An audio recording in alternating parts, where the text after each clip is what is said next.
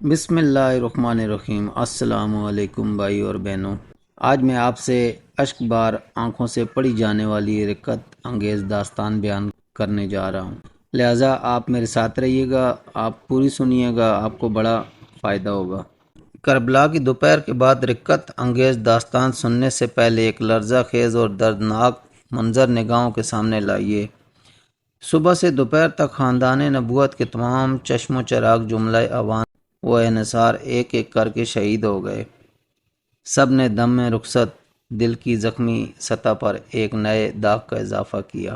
ہر تڑپتی ہوئی لاش کی آخری ہچکیوں پر امام عالی مقام میدان میں پہنچے، گود میں سر اٹھایا، خیمے تک لائے، زانوں پر سر رکھا اور جان نثار نے دم توڑ دیا۔ نظر کے سامنے جن لاشوں کا انبار ہے، ان میں جگر کے ٹکڑے بھی ہیں اور آنکھ کے تارے بھی، بھائی اور بہن کے لاڈلے بھی اور باپ کی نشانیاں بھی۔ ان بے گور و کفن جنازوں پر کون ماتم کرے، کون آنسو بہائے اور کون جلتی ہوئی آنکھوں پر تسکین کا مرہم رکھے۔ تنہا ایک حسین رضی اللہ تعالیٰ عنہ اور دونوں جہان کی امیدوں کا ہجوم ایک عجب دردناک بے بسی کا عالم ہے۔ قدم قدم پر نئی قیامت کھڑی ہوتی ہے، نفس نفس میں علم و اندو کے نئے نئے پہاڑ ٹوٹتے ہیں۔ دوسری طرف حرم نبوت کی خواتین ہیں، رسول اللہ صلی اللہ علیہ وآلہ وسلم کی بیٹیاں ہیں، سوگوار مائیں اور اشفتہ حال بہنیں ہیں۔ ان میں وہ بھی ہیں جن کی گودیں خالی ہو چکی ہیں، جن کے سینے سے اولاد کی جدائی کا زخم رس رہا ہے، جن کی گود سے شیر خوار بچہ بھی چھین لیا گیا، اور جن کی بہنیں بھتیجوں اور بھانجوں کے بے گور و کفن لاشیں سامنے پڑی ہوئی۔ تن نیم جاں میں اب تڑپنے کی سکت باقی نہیں رہ گئی۔ عورت ذات کے دل کا اب گینا یوں ہی نازک ہوتا ہے، ذرا سی ٹھیس جو برداشت نہیں کر سکتا، اس پر آج پہاڑ ٹوٹ پڑے ہیں۔ سب کے سب جام شہادت نوش کر چکے ہیں، اب تنہا ایک ابن حیدر کی ذات باقی رہ گئی ہے، جو لٹے ہوئے قافلے کی آخری امید گاہ ہے۔ آپ بھی رخت سفر باندھ رہے ہیں، خیمے میں ایک کوہرام مچا ہوا ہے۔ کبھی بہن کو تسکین دیتے ہیں، کبھی شہر بانوں کو تلقین فرماتے ہیں، کبھی لخت جگر عابد بیمار کو گلے لگاتے ہیں، اور کبھی کمسن بہنوں اور لاڈلی شہزادیوں کو یاس بری نگاہوں سے دیکھ رہے ہیں۔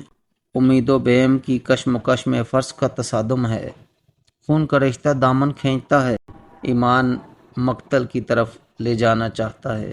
کبھی یہ خیال آتا ہے کہ ہمارے بعد اہل خیمہ کا کیا حال ہوگا، پردیس میں حرم کے یتیموں اور بیواؤں کے ساتھ دشمن کیا سلوک کریں گے۔ دوسری طرف شوق شہادت دامن گیر ہے، ملت کی تطہیر اور حمایت حق کا فرض نیزوں پر چڑھ کر آواز دے رہا ہے۔ بالآخر اہل بیت کے ناخدا، کعبہ کے پاسبان، نانا جان کی شریعت کے محافظ حضرت امام بھی اب سر پر کفن باندھ کر رن میں جانے کے لیے تیار ہو گئے۔ اہل حرم کو تڑپتا بلکتا سے سکتا چھوڑ کر حضرت امام خیمے سے باہر نکلے اور لشکر ادا کے سامنے کھڑے ہو گئے۔ اب ذرا سا ٹھہر جائیے اور آنکھیں بند کر کے منظر کا جائزہ لیجیے۔ ساری داستان میں یہی وہ مقام ہے جہاں انسان کا کلیجہ شک ہو جاتا ہے، بلکہ پتھروں کا جگر بھی پانی ہو کر بہنے لگتا ہے۔ 3 دن کا ایک بھوکھا پیاسا مسافر تنے تنہا 22,000 تلواروں کے نرخے میں ہے۔ دشمن کی خون ریز یلغار چاروں طرف سے بڑھتی چلی آ رہی ہے۔ دروازے پر اہل بیت کی مستورات اشکبار آنکھوں سے یہ منظر دیکھ رہی ہیں۔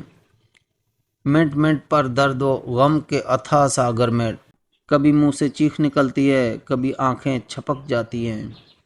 ہائے رے تسلیم و رضا کی وادی بے پایاں، پھولوں کی پنکھٹی پر قدم رکھنے والی شہزادیاں آج انگاروں پر لوٹ رہی ہیں۔